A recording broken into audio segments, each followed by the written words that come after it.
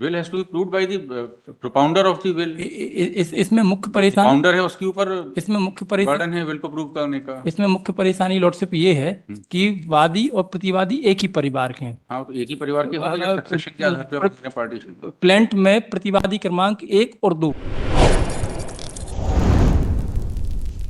Petitioner is challenging the order annexed P6 lordship, whereby P6 lordship, P6 ji, whereby the application under order 6 rule 70 filed by allowed or dismissed, allowed or dismissed, dismissed lordship. dismissed. You are plenty of defendant. Above application for presented lordship, correction of counter claim lordship, application lordship, annexed P4 lordship. Fact of the case is, lordship, respondent filed a civil suit for permanent declaration of title and permanent injunction. 19 यह कि स्थायी निषेधाज्ञा के द्वारा भूमि स्थित ग्राम समस्तपुर की पटवारी हल्का number 56 Rajasthan मंडल रजमास तहसील मालथौन जिला सागर मध्य प्रदेश की खसरा नंबर 407 408 477 रकबा क्रमशः 0 लॉर्डशिप भूमि में वादी के 1/7 हक व हिस्से पर आपका काउंटर क्लेम है पार्टीशन और इंजंक्शन। डिक्लेरेशन को उन्होंने पेश किया है लॉर्डशिप। आपका काउंटर क्लेम पार्टीशन का है, ये पार्टीशन का, पार्टीशन एंड इंजंक्शन। हाँ, अब आपका अमेंडमेंट क्या था? अमेंडमेंट है lordship annexure P4 lordship application है। काउंटर क्लेम जो हमने पेश किया लॉर्डशिप, उसमें जो हमारे फैक्ट हैं उसी को एक्सटेंड करने का और उन फैक्ट से आगे बढ़ के फिर हमने वो रिलीफ में अमेंडमेंट चाहा लॉर्डशिप। उन डिफेंडेंट ने जो सूट पेश किया है लॉर्डशिप, वो वसीयत के आधार पर डिक्लेरेशन और टाइटल का पेश किया था, जिस पर हमने सक्सेशन के आधार पर पार्टीशन का है। हाँ, उसमें हमने रिप्लाई पेश किया। रिप्लाई में हमारे वो वसीयत से संबंधित हमने डिनाइड किया है फैक्ट को, और उसके बाद फिर हमारा काउंटर क्लेम में रिलीफ आई। रिलीफ में हम केवल 1/7 पार्ट पर हमारा रिलीफ गई है लॉर्डशिप। उसमें हमने केवल ये अमेंडमेंट मांगा है कि इनकी जो वसीयत है उसको भी कैंसिल किया जाए लॉर्डशिप। प्राइमरी स्टेज पर अभी केस है लॉर्डशिप, अभी इसमें केवल इश्यू हुए हैं और गवाही होना भी स्टार्ट होना है। तो इनने जो लोअर कोर्ट ने डिसमिस किया है कि आप ने कोई फैक्ट पता थे, आप इसको पहले अमेंडमेंट करते, आपने ये लेट पेश किए हैं लॉर्डशिप।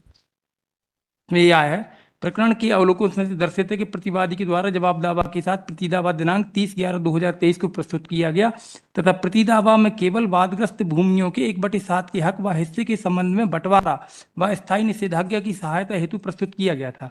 जवाब दावा में वादी के वसीयतनामा को भी अस्वीकार किया गया था। ऐसी स्थिति में प्रतिवादी को कौन सा पैरा पढ़ रहे हैं? Page number 34 lordship 34 findings. प्रतिवादी को जवाब दावा के समय से ही वादीगण के पक्ष में निष्पादित वसीयतनामा दिनांक 19/2/2010 के तथ्यों की भली भांति जानकारी रही है।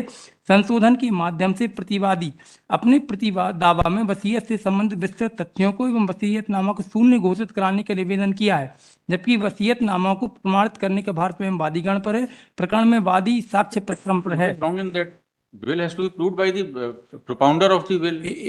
इसमें मुख्य परेशानी फाउंडर है उसके ऊपर इसमें मुख्य परेशानी बर्डन है विल को प्रूव करने का। इसमें मुख्य परेशानी लॉर्डशिप ये है कि वादी और प्रतिवादी एक ही परिवार के हैं। हाँ, तो एक ही परिवार के होते हैं, सक्सेशन के आधार पर अपने पार्टीशन। प्लेंट में प्रतिवादी क्रमांक 1 और 2 वो गार्जियन रहे हैं वादी के, और प्रतिवादी क्रमांक 5 और 6 प्रेजेंट पिटिशनर के लॉर्डशिप। ठीक है। प्रतिवादी क्रमांक 1 और 2 ने जो रिप्लाई पेश किया, हम इसमें एनेक्जर उन्होंने क्या इकबाल दावा पेश कर दिया?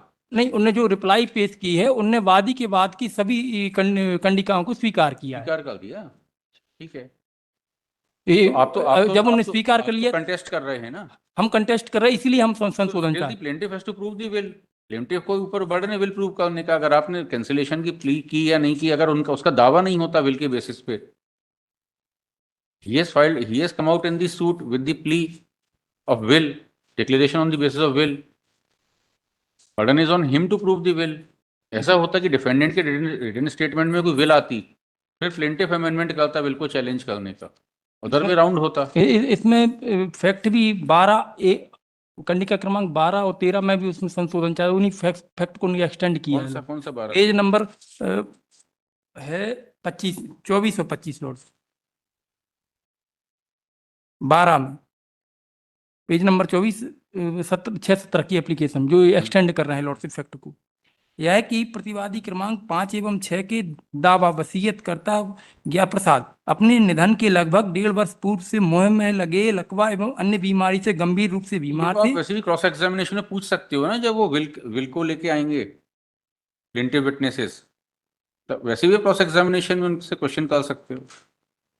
बोल नहीं पाते थे, चल नहीं पाते थे, कैसे गए कैसे आए, रजिस्टर्ड है, नोटरी है, तो नोटरी से पूछ सकते हो, सब पूछ सकते हो। ये फैक्ट लेकिन काउंटर क्लेम में ऐड हो सकते थे लॉर्डशिप। वो Burden is on the ये plaintiff. यदि प्रतिवादी क्रमांक 1 और 2 ने सिविल सूट को की सभी कंडिका को स्वीकार नहीं किया होता लॉर्डशिप, तो वो हमारा ये रिप्लाई सही था। जब उन्होंने रिप्लाई पेश किया है, उनका रिप्लाई ही है पेज नंबर 22 लॉर्डशिप, प्रतिवादी क्रमांक 1 और 2 वाद पत्र अनुच्छेद क्रमांक 1 के कथन सही होने से हमारी जितनी भी कंडिकाएं हैं वाद की सब उन्होंने स्वीकार कर ली, जबकि ये प्रतिवादी क्रमांक 1 और 2 ये दोनों गार्जियन है वादी के और प्रतिवादी क्रमांक 5 और 6 के।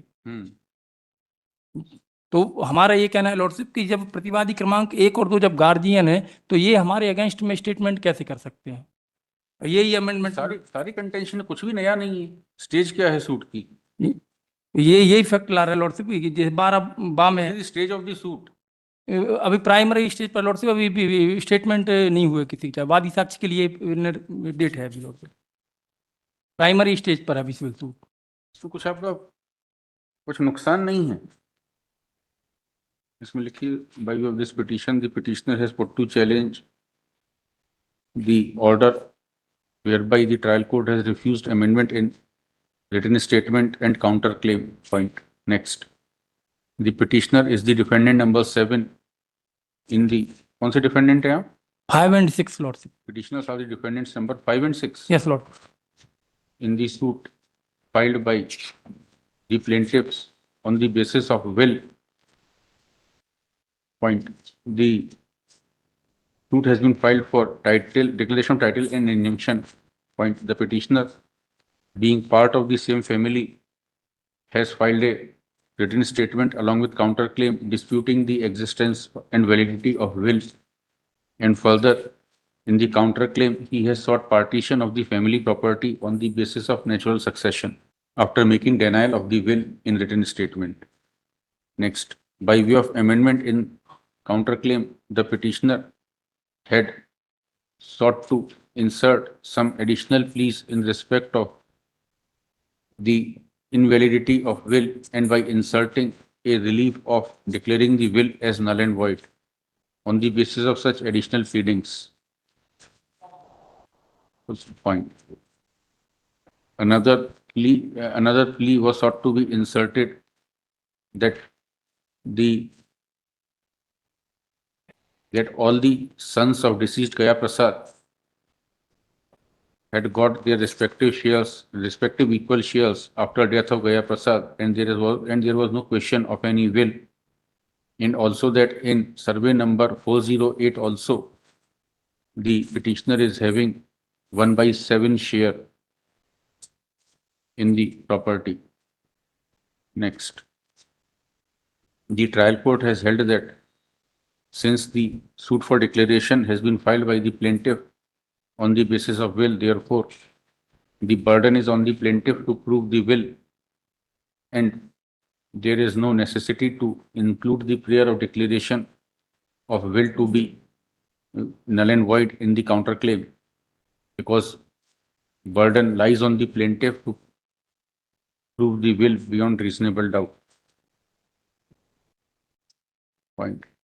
Next, this court is in complete agreement with the opposite reasoning and justification adopted by the trial court, because the burden to prove the validity of will lies on the plaintiff, and so far as the other amendments sought in the plaint are concerned, they are already part and parcel of the pleadings of parties as contained in the suit, in the plaint, written statement and counterclaim. Next, consequently, no grounds are made out to interfere in the present petition. The same stands dismissed. Yes.